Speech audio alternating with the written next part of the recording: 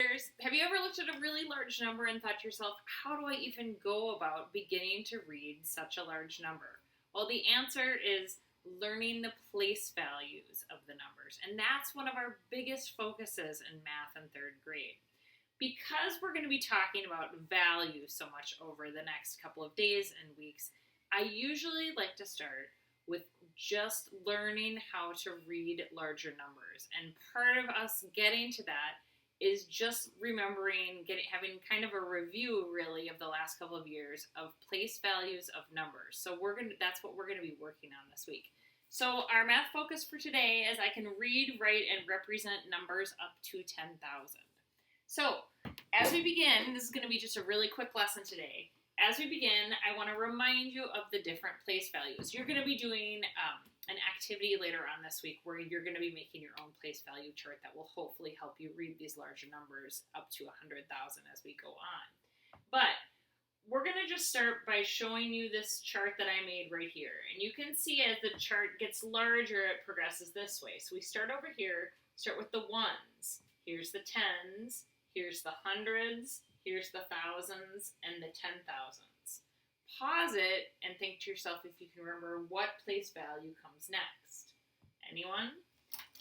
Okay, it's the 100,000s.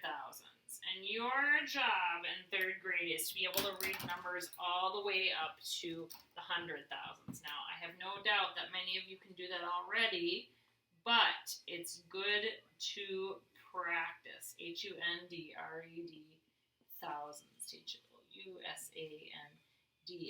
So today, I'm just going to be reading some numbers for you and showing you what they sound like. So the first number I'm going to start off with is 7. 7 would go all the way in the ones place. So if we just had 7 ones, it would be right there. And over the next couple of days, we'll talk about the value. So don't worry about that yet. Now say I'm going to add a 1 to the tens. I would read this number as 17. We've got 1 set of tens and 7 sets of ones. Now I'm going to add 3 hundreds, and I would read this number as 317. Now this is a really important lesson for third grade. Instead of saying 317, you would say 317. If you've been saying that and when you've been using the hundreds, you've got to let it go, because as soon as we start talking about decimals, you're going to be using and to represent the decimal. So it'll be very confusing. So try at home over the next couple of days. Try at home to say larger numbers and try to remember to not say that and. That's one of the biggest parts of reading these larger sets of numbers. So right now we have 317. I'm going to add a 4 right here in the thousands place. So this number right here now is 4,317. So then next I'm going to add a 5 in the 10,000s place.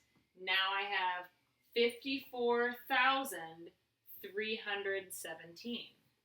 And lastly, I'm going to put an 8 here in the 100,000s place. So I have 854,317. So that was just a really quick review about reading large numbers, and we will go more into it over the next couple of days. We will also have you write out numbers in what's called word form, as we are continuing to talk about place value and the value of larger numbers. Have a great day, third graders.